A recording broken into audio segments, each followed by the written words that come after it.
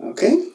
Since we're on old business, might as well just get through old business and then we'll continue with the regular agenda. Is that okay with everyone?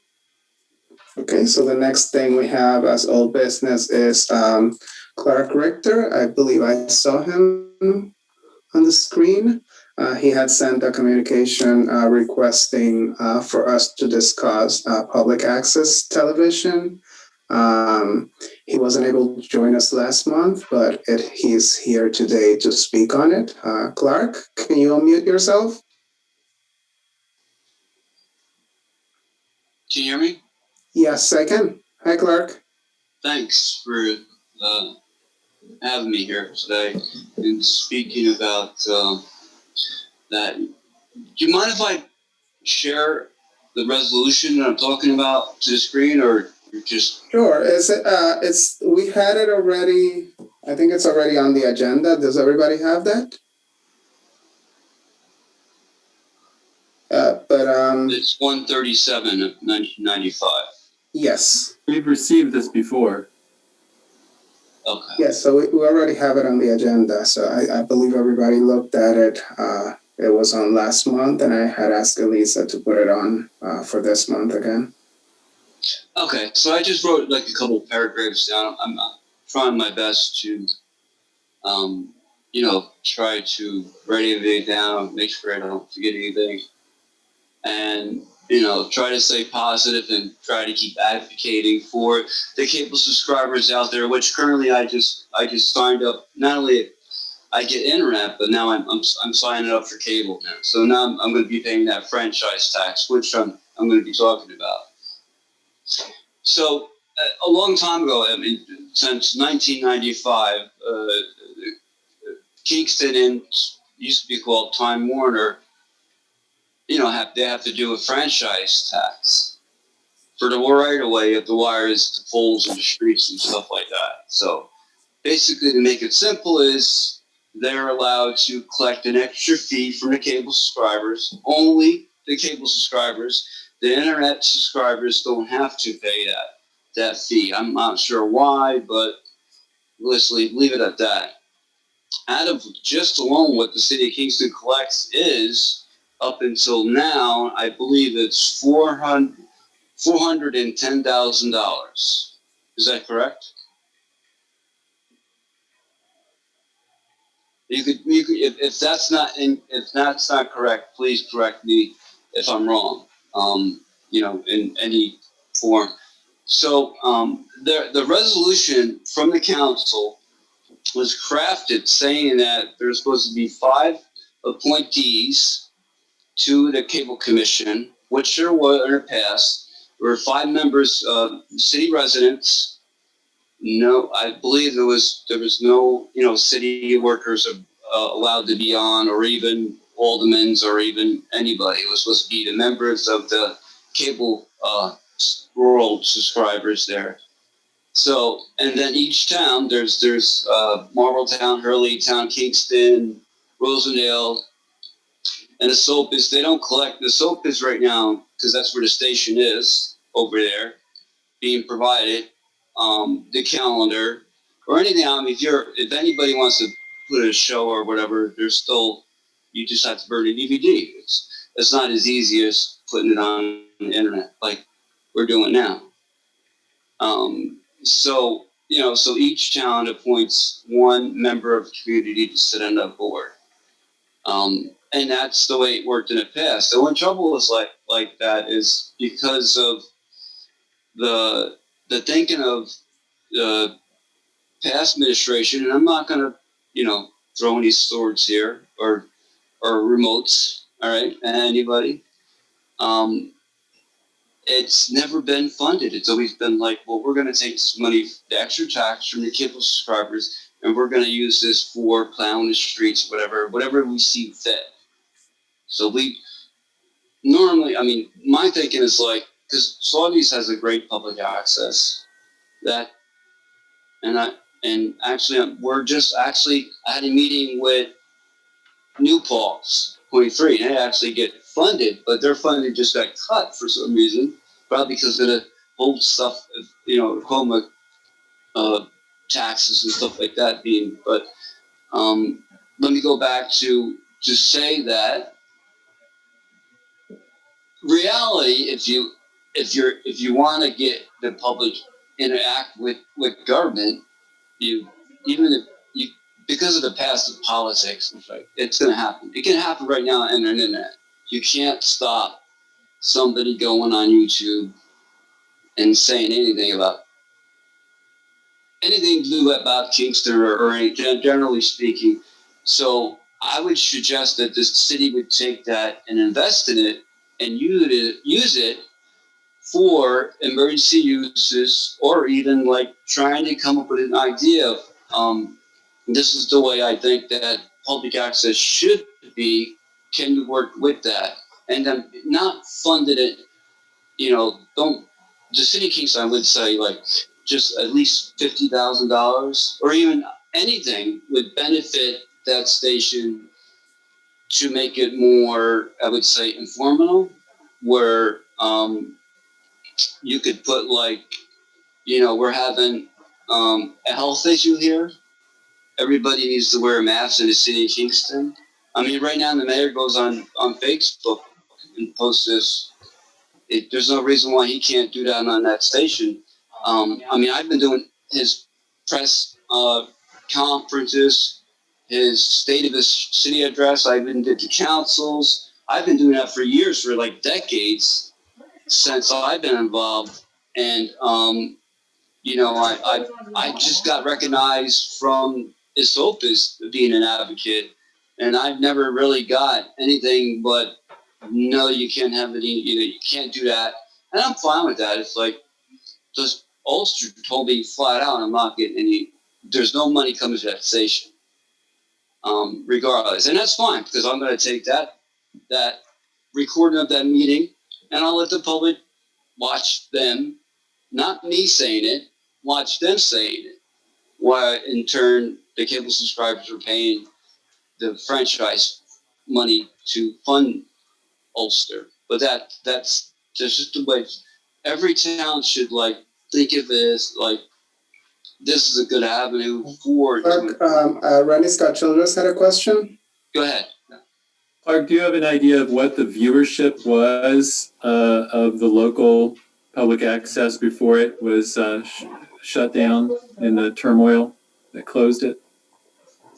It has to be this. I mean, unless I'm sure I'm just looking at dollar signs, right? So to me, it's like I've never seen that much money being collected, and and from the past, I'm just guessing. Alone, I think it's like 6,000 or 7,000 cable subscribers in Kingston. But I'm asking you for what you think the viewership was, not the number of cable subscribers. I would say just the same as there's the viewership online. I mean, there's a lot of people that get, like, I'm able right now because I'm back working, driving a little bit, to pay $100 for cable and internet. But there's a lot of people that don't have that ability, so they're only getting, like, the senior citizens. My mom is not going to do the internet thing. She's only going to get her news off that TV. So, and she gets a discount. So I'm saying, like, all the senior residents, like Ogden Towers, I mean, the city, right, actually should take a survey and see how many cable subscribers that they're missing out if they're not going to put any information on this station. That's what I would go with. I'm sure there's a lot. The city collects $410,000 in franchise fee, and the franchise fee from a cable subscriber is only like less than $4.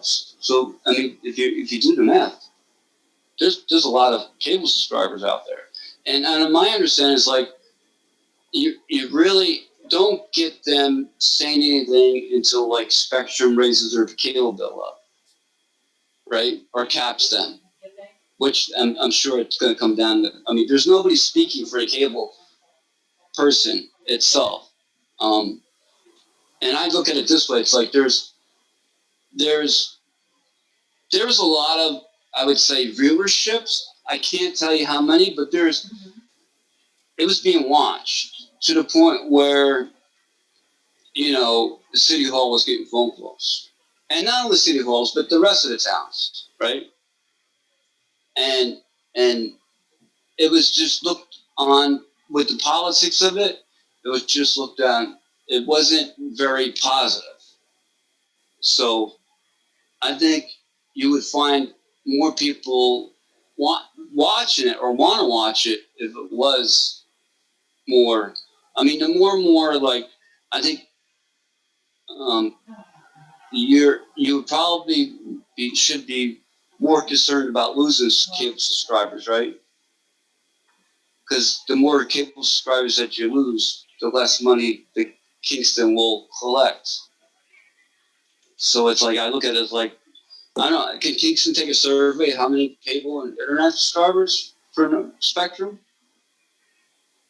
Is that possible? I'm not sure. I'm sure it's possible. The question is, what would the cost be and where would the money come from? Well, I received a piece of document. I think it was an audit, but that was years ago. But I wasn't really supposed to. But anyway, it's nothing that can't be foiled, right? So they have to answer that question as far as like in a franchise agreement, right? How many cable subscribers are there? Or you could probably just take your fee that you and divide it up if how many people are paying. Like if you look on your bill, I'm not sure if you get cable.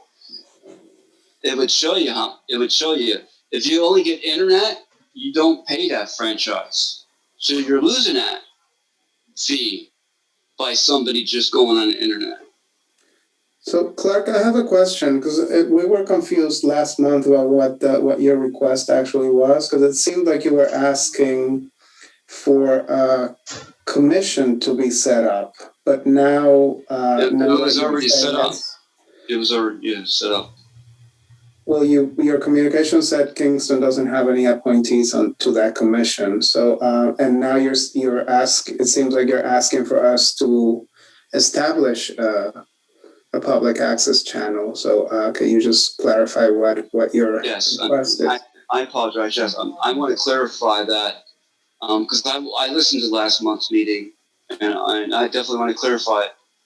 And it's plain right there. A resolution of 137 in 1995 is a resolution for public access. Now the state public doesn't really enforce it that much. It's up to the city. I believe, for my heart, City Kingston Common Council does not make a resolution that they don't enforce. I would believe, right? So that, and I was trying to convince the mayor of that, and he's the power to be, right, to appoint people or not to appoint. Regardless, if there's not a commission in place, there's nobody that the cable subscriber can go to but the mayor's office or this meeting or the common council. The commission was set up for a voice for the cable subscribers as far as what goes on public access and how the service is going and what we're getting at it. That's what the setup was for. It was for the right of way. It was not only, well, you guys collect the money. The money is going to be like my furthest goal, because I know it's going to be very hard for me to convince, because the way things are going right now, to convince the city of Kingston that, you know, they should pay for the station too. But I'm sure right now, Hurley is doing the public access. They're going to set up a public access. They're appointing somebody to the commission. I'm not sure what idea they have this, but they can't have that public access commission without Kingston. It all sits on the template of Kingston, and it all comes to the mayor, and then it's supposed to go to the council, and then you guys vote on who sits on the board itself on that. And then you have liaison from this committee or laws and rules / cable to be appointed, and they're supposed to like be the point man of what's going on.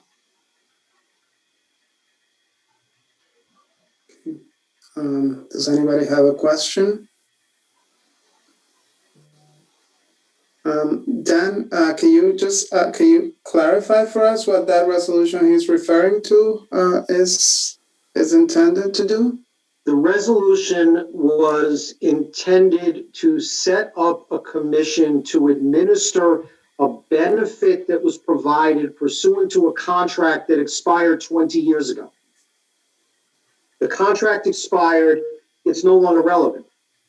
Okay. Yes, Alderwoman Worthington? So then is Clark, are you asking us to reestablish that commission that is no longer in effect? Yes, but the contract she's talking about is the cable subscriber. So are we not under contract with Spectrum Cable?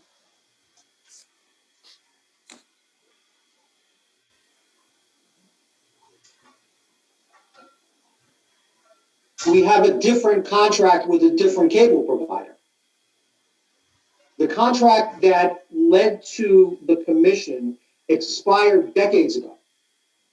Which was, can I just clarify that the contract was set up through Time Warner, which was purchased by Spectrum Cable, and it's renewed every 10 years, and it hasn't been renewed since the last time it expired in 2016, from my knowledge.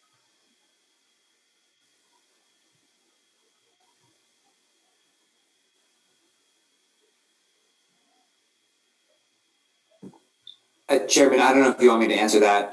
Yes, please, Mayor. Yeah, so there is, it is true that we have not been able to get a new contract negotiated with Spectrum and Charter since, it expired before I took office. And the city back then, with the Common Council's support, hired a law firm to do both an audit of the bills and receipts. It was a utility-based audit, as well as to complete hopefully a successful negotiation with Charter Communications. And that is still, we are with dozens of other New York municipalities that have not been able to successfully do that, mostly due to Charter's difficulty in negotiating new contracts. And so, in the negotiations, cities just like ours across the state have asked for, as part of these negotiations, additional funding supports to help provide free or low-cost internet at our community centers, to be able to provide government access channel. We've asked for all of that as part of those negotiations, but again, nothing has come out of that. And our reading of the tea leaves from the FCC, which is even outside of New York State, makes it seem as though none of that is going to come to fruition. And the intermunicipal agreement that Dan just spoke of did expire many, many, many years ago. And so there is no longer kind of a multi-community jurisdictional approach to this cable access channel, which then creates a whole variety of issues as to who actually even owns the channel, who would have access to the channel, and that, could City of Kingston subscribers have their own channel, or would that channel also have to be shared with Hurley and Ulster? And then it really diffuses the concept, because if we were to create a government channel where our Common Council meetings and could be broadcast live on cable, our subscribers would want to see our meetings. They don't necessarily care about the Town of Ulster town board meetings. But when you have a cable system that is monopolized like ours, all of that is lost. And that's why I think over at least the 5 years now that I've been here, we've really tried to at least diversify the opportunities for the public to connect with us, with everything that we've now done with newsletters electronically and websites and Facebook and YouTube. And we have tried to recognize that it is at least a content that we can control compared to, cable systems that are outside of our control and under the jurisdiction of the FCC, which really limits the ability for municipalities to use them. And so I wish there was an easy answer to this, and I recognize that this has been Clark's plight for a really long time, and I appreciate that, and I wish all of our citizens had the wherewithal to continue to fight for what they believe in, but I do see that this is a very difficult problem that is really outside of our ability at this moment to really make a meaningful impact in, especially while we're at this impasse with charter. And even after that impasse is over, the ability to invest in our own local TV station is just, it may be beyond our reach as a small city at this point in time. Thank you, Mayor. Any other questions? Okay, well, thank you, Clark, for that. We'll continue to look into this, and hopefully a contract will be reached soon enough. Okay. All right. No, and I respect your willingness to hear me out and have the mayor here, even if I disagree with the mayor. It's a good thing. I mean, any like, it's kind of like, I know it's kind of hard. Spectrum is not an easy, I would say, negotiation, I'm sure, but we, as a city, it's my right of what now. Our right of way is ours, and it's like we're entitled to that. And if as a city resident alone, if I'm not going to get anywhere with campaigning about public access, I'll be like, well then, why is the pole still on, sticking out of the grounds and the wires across the street? You know what I mean? It's like it's not right. But I really want to let you know that I've been following the FCC for since the pandemic, and they're looking to set up a committee about the emergency broadband internet. So I signed up to it, and if I get called on, I definitely would like to represent the city of Kingston in any way, fashion when it comes to internet or cable, because I like it knowledgeable, and I